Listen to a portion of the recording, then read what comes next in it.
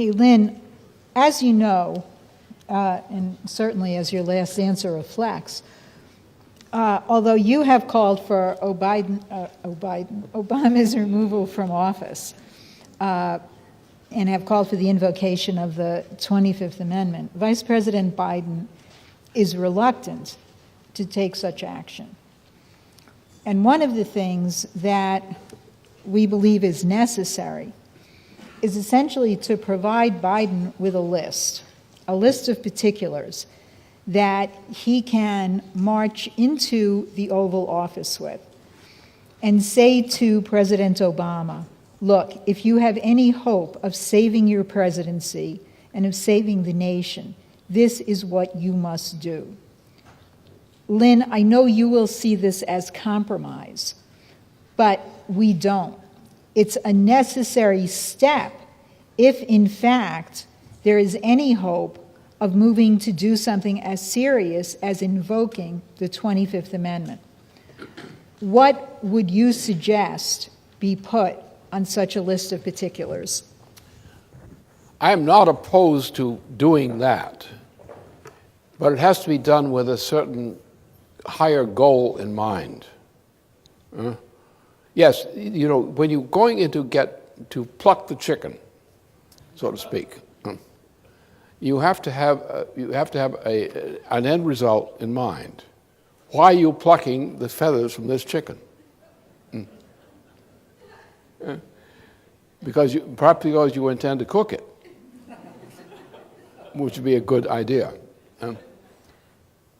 So therefore, obviously there is, in the very short term, what is required is a rapid fire of successive measures which lead to the orchestration of the result.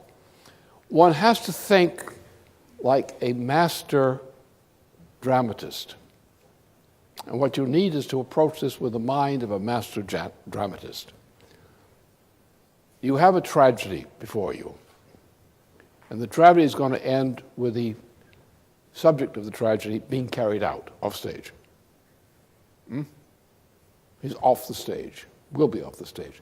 Now, how do you orchestrate the drama which brings you to that intended result? How does the greatest tragedian treat such cases in actual history? That's what you have to do. Now, list of these things are, first of all, reasonable. You have to go, Mr. President, these are your mistakes, Mr. President. These are things which no president should have done.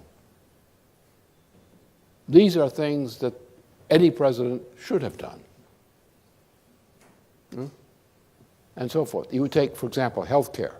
Mr. President, you've brought in a set of measures which are tantamount to what Adolf Hitler did in Germany and what your predecessor in Britain has done, Tony Blair, with his NICE program. You've introduced a health care policy which echoes that of Adolf Hitler. Mr. President, you've got to stop that. You've got to change that, and so forth. So you go through those kinds of measures. Now, you have to, when you do that, you've got to take into view the fact this guy is really a lunatic. Don't go in there with saying, we're going to treat him as if he was a normal human being and tell him he's got to behave more reasonably. This man is a lunatic. He will not hear you.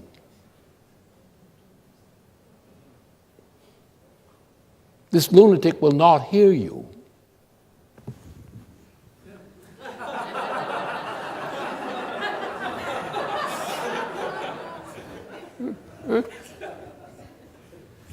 So you're going to appeal to reason with...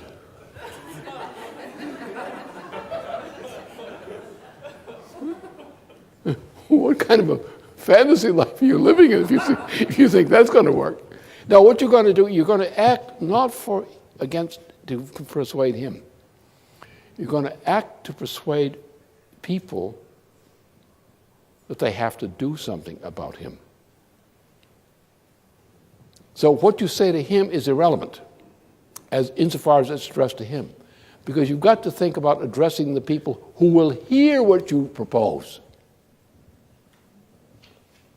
And what I would suggest is we have a famous case in France by a famous French writer, Jacques.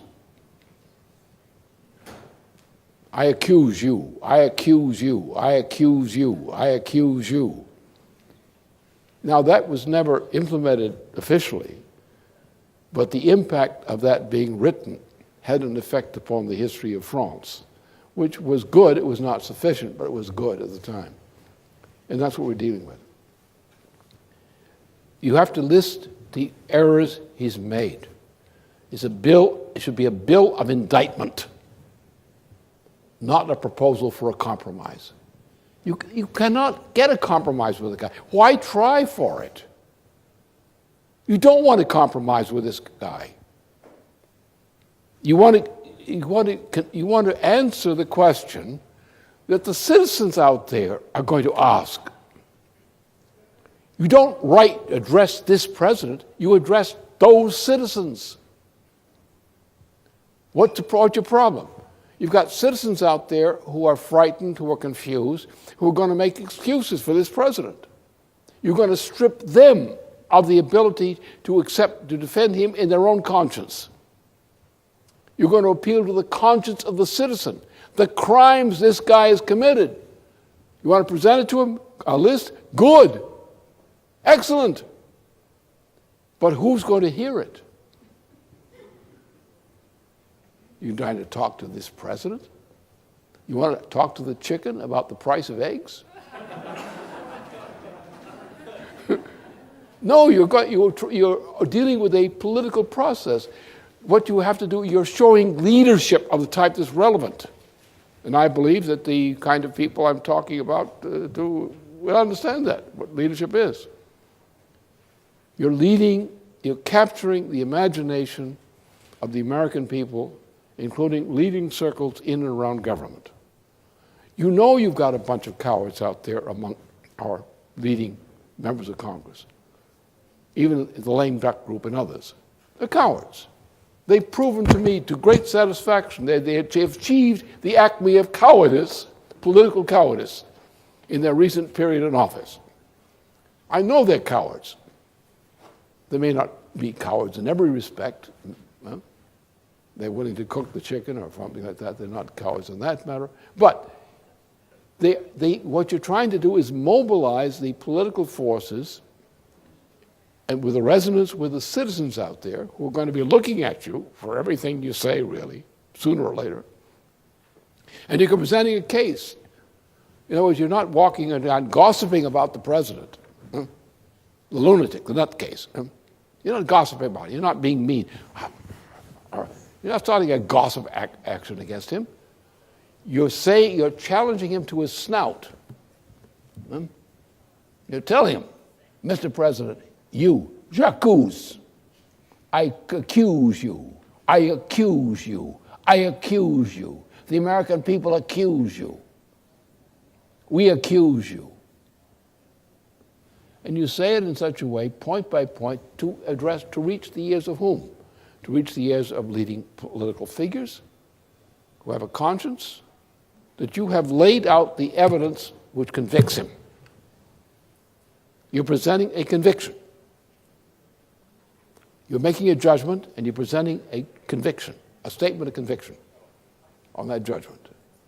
That's what you're confronted with. Now, what's his reaction? His reaction is to go into a new mental state. So you have to think about who's holding the net when this guy goes wild. He will go wild, one way or the other. Either catatonic, a suicide like Hitler, a suicide like Nero. You have to understand he is insane. He's clinically insane. Did you ever try to deal with an insane person? Were you ever face to face in dealing with and trying to handle an insane person?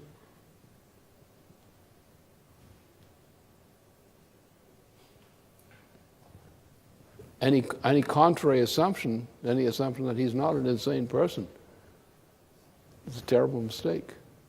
It's a dangerous mistake.